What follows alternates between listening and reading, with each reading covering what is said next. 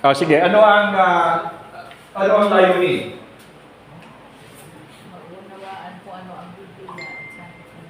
Maunawaan kung ano ang Biblia at sabi ko nila. Maunawaan kung ano ang Biblia. Biblia Sabi ko nila. at kung saan ito nagbulat.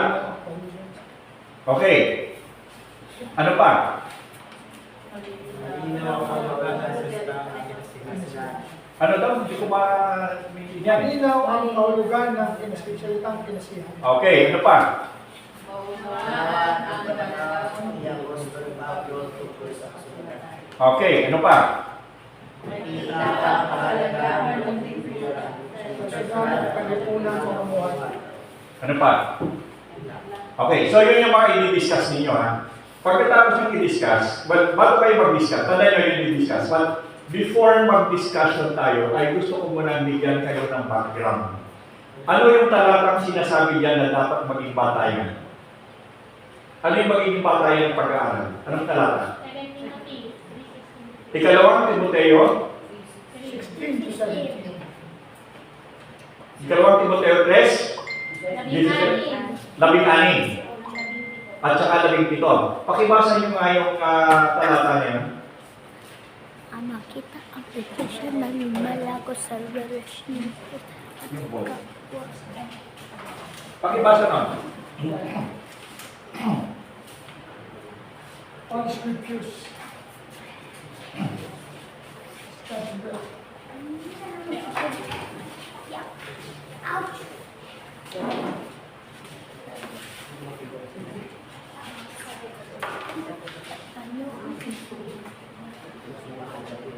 Hoy, pakibasa.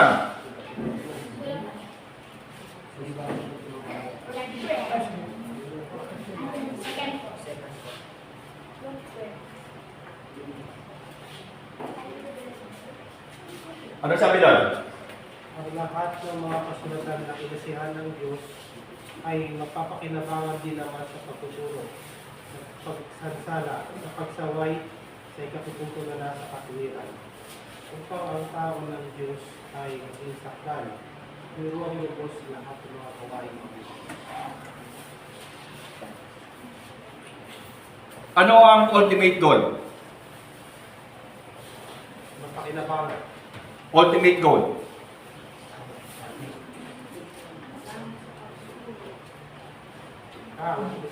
Ano ang ultimate goal? Upang ang tao ng Diyos ay maging sakdal. Upang ang tao ng Diyos ay maging sakdal. Ano ibig sabihin ng sakdal? Ha? Sakdal. Ganap. Matuwid. Matuwid. Okay? So, ang purpose pala, isa lang ang purpose ng kasulatan. Ang kasulatan ay kinasihan ng Diyos for one reason and one reason alone. Ano yung reason na yun? Upang ang isang mananampalataya ay maging Matuwid ang pangalaman. sakdal. When you say sakdal, ito ay, kasi pag sinabing sakdal, kasakdalan, anong ibig sabihin nun? The ultimate. Yun yung purpose ng scriptures is for you to become an ultimate prime. Sino si ultimate prime? Okay. So, ang purpose pala, tatanda nga, the main reason or the main purpose of the scriptures is for the man of God to become equipped, yung sakdal. Sabihin, ultimate, yung kanyang pagkatao. So that is the purpose. Ngayon, kung hindi mo pabasahin yan, will you have a chance to become sakdal? No. Hindi. Kasi the only way for you to become ultimate in the presence of God is for you to know and understand the Scripture. Saan ho kayo? Kumusta na? Bible study ho ito. Pwede kayo. Sige ho. Pwede pala kayo eh. Pwede. Sige, pasok po kayo. Okay. So, the main reason, pasok po na lang kayo ng ano nyo dyan, kung saan kayo gusto sumama. Okay. Maghati kayo mag-asawa. Hati kayo kung saan yung gusto sumama. Okay. So, yun pala ang purpose. The very reason why the scriptures was written is for the man of God to be ultimate or sakdal doon sa kanyang mga. Now, ito maganda to. Ito maganda to ha. For many years, even when nandun ako sa seminary, at matagal na nagtuturo, hindi tama ang pagkaunawa ko sa 2 Timothy 3:16. Mali ang pagkaunawa sapagkat hindi ito ipinaliwanag sa amin ng tama. Kaya mali ang aming pagkaintindi.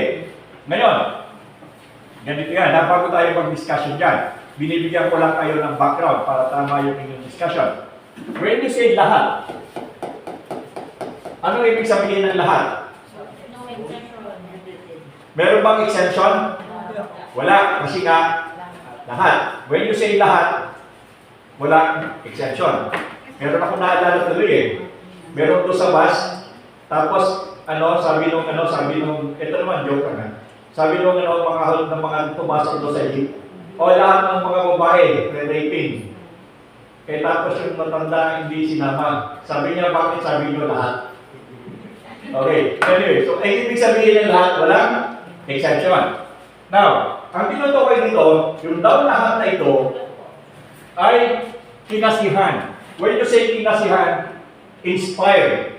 At actually, ang ginamit na sa Greek is theonostos. When you say theonostos, ito ay yung hininga ng Diyos. Now remember, when you say hininga ng Diyos, ano yung pumapasok sa isipan ninyo? Ha? When you say theonostos o hininga ng Diyos, ito ay tumutukoy doon sa Espiritu ng Diyos. Meaning, ang lahat daw ng kasulatan was not written because it was an accidentally written. Ang sabi kasi dito ni Apostol Pablo, yung lahat daw ng kasulatan ay hindi nasulat kung hindi ito hiningahan ng Diyos. Ibig sabihin, those people who wrote the scriptures, they were guided. Hindi ito kumuha ng kwento pagkatapos ay isinulat, but because of the inspirations, but because of the Spirit of Yahweh was the one guiding them. That is why yung Matthew, Mark, Luke dyan, even though nakasulat ng iba't ibang tao, iba't ibang panahon, when you look at it, it will come to one thing na pare-pareho din. Synoptic ang tawag doon, gospel. Why? Because yung pagkakasulat doon, even though iba't iba ang tao, ay iisa ang author.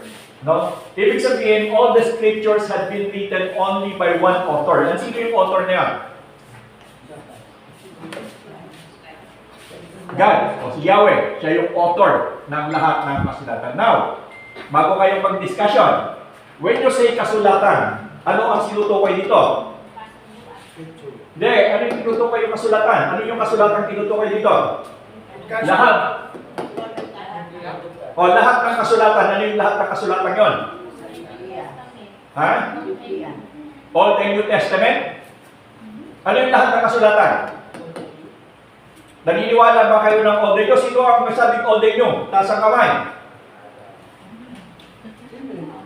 Taas ang kamay. Gusto kong makita. Para na tayo nasa Senado nito. O sino nagsasabing hindi? O sino neutral? Abstain. Magaling ito bakit ako. Talagang playing safe. Abstain. Ang tamang sagot, Old Testament lang yan. Bagsak kayong lahat. Kasi sa pusit yan. Lahat ng sinasabing kasulatan dito ay Old Testament lamang. Hindi kasama ang New Testament. Why? Bakit? Katuparan mo sa... Bakit hindi kasama ang New Testament dyan? Bakit prophecy ang hindi kasama yung old? Hindi kasama ang Old Testament, ang New Testament dyan. New Testament lang ang pinag-uusapan dyan. Bakit? Baliktad, sabi niyo. Baliktad ba? Old Testament lang, sorry. Old Testament lang ang pinag-uusapan dito. Hindi kasali ang New Testament. Bakit? Wala pang New Testament nun eh. Hindi ba? Ang isinusulat pa lamang, bago pa lamang nasusulat. And remember, itong 2 Timothy, wala pa nga yung sulat ni Apostol Juan, wala pa nga yung pahayag, huli pa yun eh.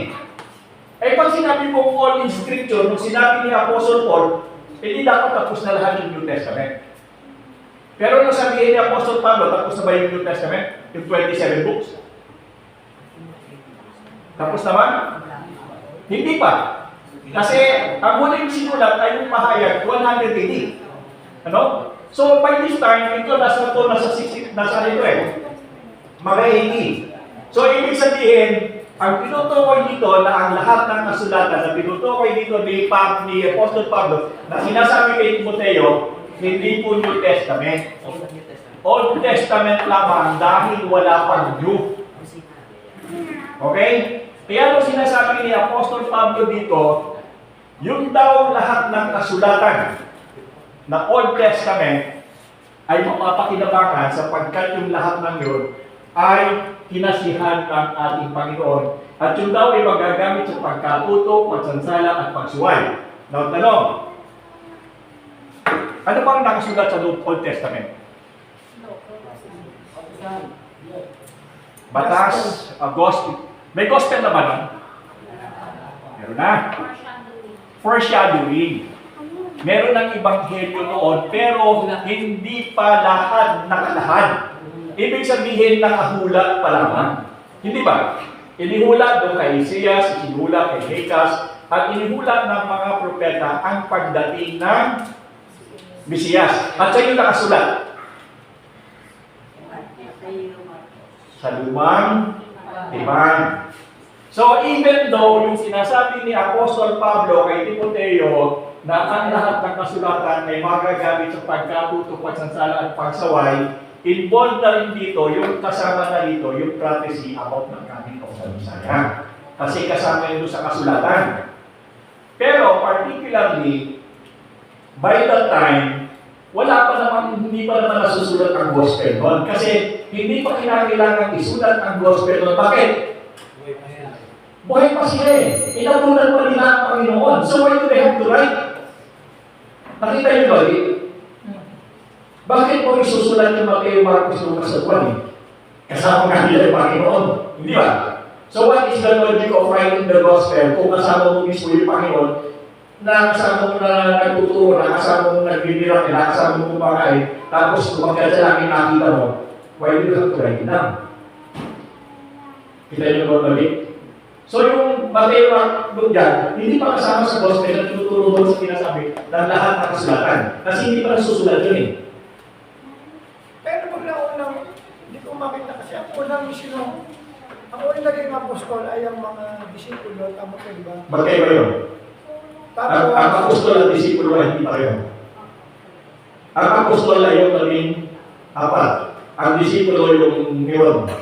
Yung mga katulad ng Maria Magdalena, sino pa yung mga disipulo, katulad din ng Timoteo, mga disipulo na yan.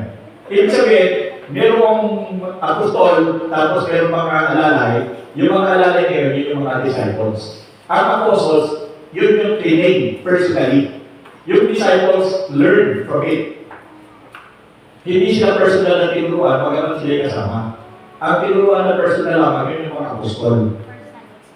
First-hand experience. Sabi nga nila, magiging, kung magmamahalan kayo, malalaman ng mga tao na kayo yung mga disciples ko. Ito. Tayo, disciple din tayo. Kaya sinabihan niya rin mga apostles eh. General yun. In general yun. Kasi tayo, hindi tayo apostol. Huwag tayo disciples. Disciples. Lahat ng hindi apostol, disciples. Ngayon, maraming nag-aakot na sila tayo yung apostol ngayon. Mahala kayo sa buhay yun. Pero kung ako propeta ngayon, mahala ka sa buhay yun. Anyway, so nakita natin dito, eto ang kaya sinasabi ko sa inyo ito in particular, kasi hindi ko ito natupal sa senaryo. At hindi rin ito, baka yung teacher ko, baka hindi rin niya. Kasi nga, it would be impossible for Apostle Paul to say na lahat ng kasulatan na kasama ang gospel. How could he say it? Isang matalang si Apostle Paul, di ba? Nandun pa, buhay pa siya nun. At yung nga si Stephen, binabato pa kanya, di ba? Binabato pa kanya. So, ang tinutukoy dito, at hindi mag-research kayo, ang tinutukoy dito yung kasulatan ng Old Testament.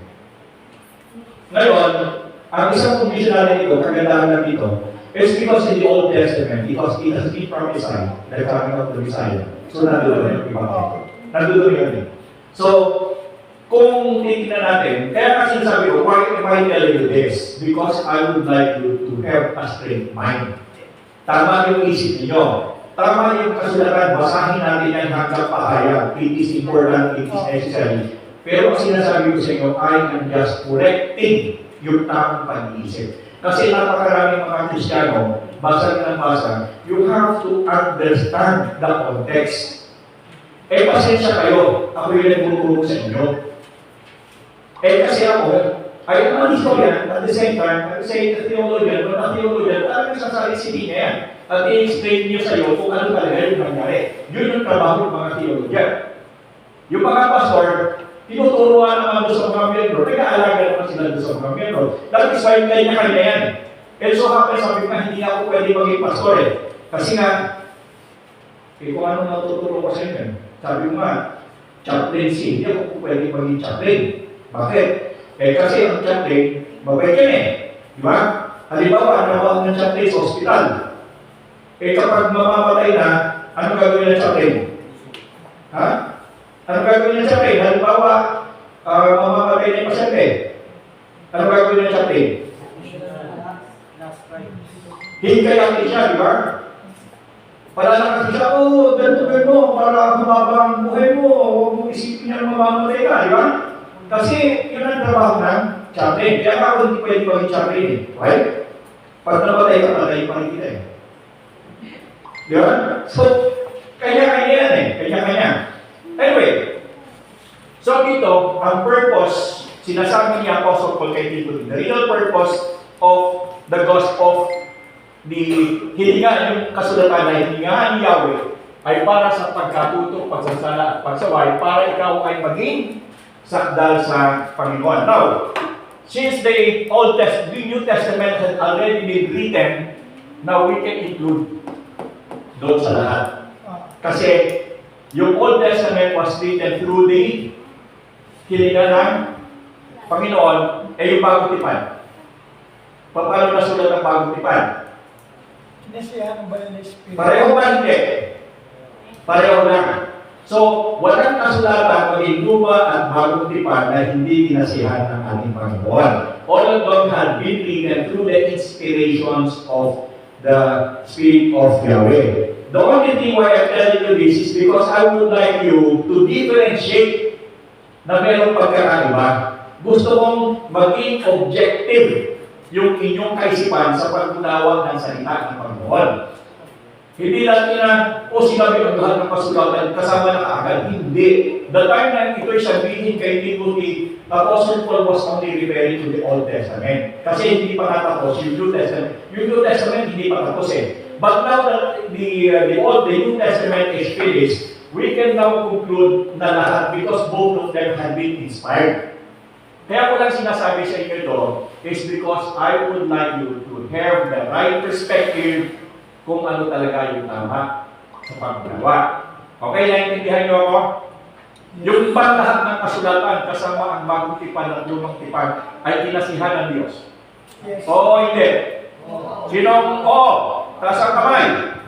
Walang abstain dito, ha? Okay, so lahat yan kinasihan. Tama yun. So naiintindihan niyo na, when Apostle Paul was talking to Timothy about 2 Timothy 3:16, Apostle Paul was talking about the Old Testament. But remember that the Old Testament was also talking about Jesus Christ because it had been prophesied. Now that the Old Testament is finished and the New Testament is finished, ibig sabihin yung lahat ng kasulatan hanggang pahayag from Genesis to Revelation, they are all God-breathed. Lahat sila ay hiningahan ng Panginoon o nasulat dahil sa hiningahan ng Panginoon. Therefore, all of them are for equipment para maging sakdal. Naiintindihan niyo ako? Sinasabi ko lang sa inyo because I would like to have a right perspective. Okay? But, ibig sabihin, lahat ng kasulatan kasama ng New Testament, simula dyan sa pagmagitan ng hiningahan ng Panginoon. Okay, group! Mag-lesson na kayo. Mag-describe one. Para binigay ko lang sa inyo para tama yung perspective nyo.